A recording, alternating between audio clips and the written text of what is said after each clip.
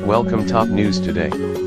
Donald Trump and his cronies, blustering about the Russian investigation, do not see what is heading the way, Steve Bannon wanted to stress. They are sitting on a beach trying to stop a Category 5. The gathering storm is likely to be even fiercer after the U.S. president's spectacular falling out with his former chief strategist and close ally.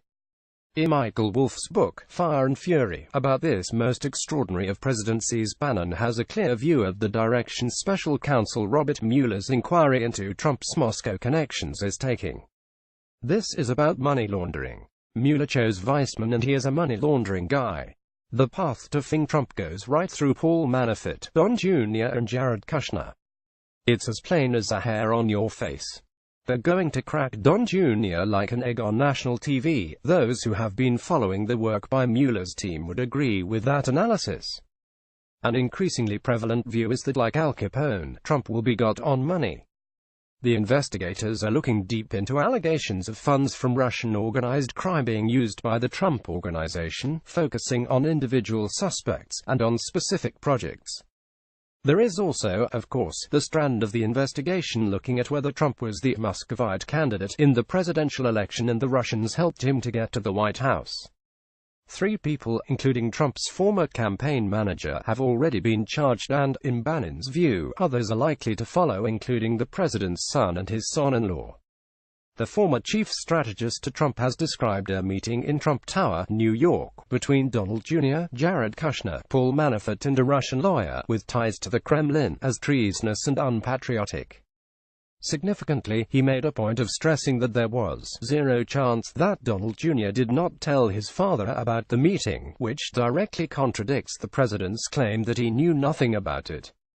The scale of collusion between the Trump camp and the Russians and Donald Trump's own involvement is at the center of the Mueller investigation, and the special counsel would undoubtedly be keen to talk to the former White House chief strategist about what he knows. The possibility of Bannon being questioned by Mueller has already been raised. He worked in the White House when Trump's national security advisor, Michael Flynn, left after his links with Moscow were revealed. Flynn subsequently pleaded guilty to lying to the FBI and is now cooperating on the Russia probe. Bannon had discussed the firing of FBI Director James Comey with Trump, although he was later to say it was one of the worst mistakes in modern political history, as it brought in Mueller with the extensive powers of special counsel. Former Justice Department prosecutor Peter Zeidenberg commented post-election, "There's a story every day about some other bombshell and Bannon would have had a conversation with Trump about it. It doesn't mean Bannon has violated any law, but there's no way this investigation gets done without him being interviewed thoroughly. The chance of him not being interviewed is 0%. It's not just Mueller's team who want to talk to Bannon. Congressman Adam Schiff, on the House Intelligence Committee carrying out its own inquiry into Russia and Trump, stated, "It will be very important at an appropriate time to bring him before the committee. There are a whole range of issues we need to talk to him about." Bannon appears to have been following the investigation closely. The Weissman he mentions is Andrew Weissman, who has joined Mueller's team. 19 years ago as a prosecutor he cut a deal with Felix Sater aka Felix Shafrovsky, a Russian-born criminal being prosecuted for his role in a $40 million organized crime scam which targeted the elderly, some of them Holocaust survivors. Sater became an informer, avoiding a possible prison sentence of 20 years and a $5 million fine. He paid $25,000 instead and went on to provide information on Russian organized crime, American mafia families, Al-Qaeda and foreign intelligence services, according to recently unsealed Justice Department papers. Afterwards, Sater became a business associate of Trump, working for a real estate firm called BuyRock, which had a suite of offices 2 floors beneath the Trump Organization's headquarters in Trump Tower.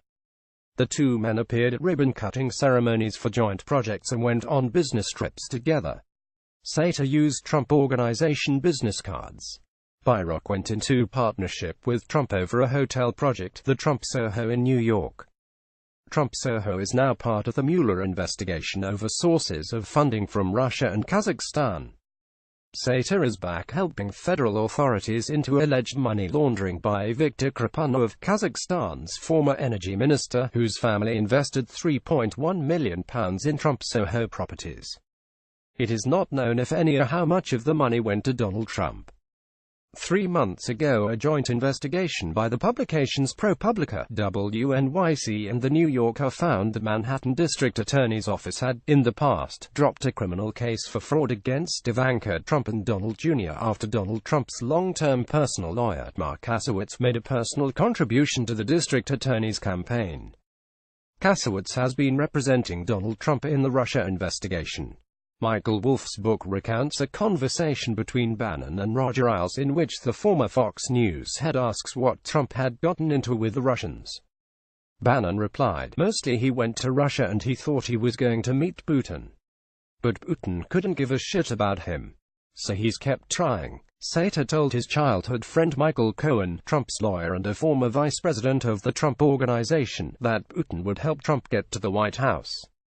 "Our boy can become president of the USA and we can engineer it. I will get Putin on this program and we will get Trump elected." Sater could not engineer a meeting between Trump and Putin despite trying.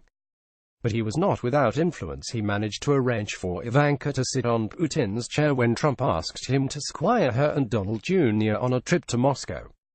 Ivanka recalls a brief tour around the Kremlin, and that this may have involved sitting at Putin's desk. Bannon, who has regularly disparaged Donald Jr., Ivanka and Jared Kushner, appears to believe that Donald Jr. and Kushner at least will not escape the Russia inquiry unscathed. What secret Bannon himself holds and how much of it emerges is likely to depend on how the feud between Trump and the man who used to be described as the shadow president unfolds in the coming days and weeks. Almost the entire senior staff at the White House at the start of the Trump presidency, with the exception of Ivanka and Jared Kushner, have now gone. As well as Bannon, this includes Michael Flynn, Katie Walsh, Sean Spicer, Reince Priebus, Gary Cohn, Dina Powell, Rick Dearborn and even longtime bodyguard Keith Schiller. Some of these people too may end up talking to Mueller's team. Meanwhile, Trump said in a statement produced after several rewrites by the White House, "Stephen Bannon has nothing to do with me or my presidency. When he was fired, he not only lost his job, he lost his mind." White House Press Secretary Sarah Huckabee called Wolff's book a trashy tabloid fiction filled with false and misleading account from individuals, reused content,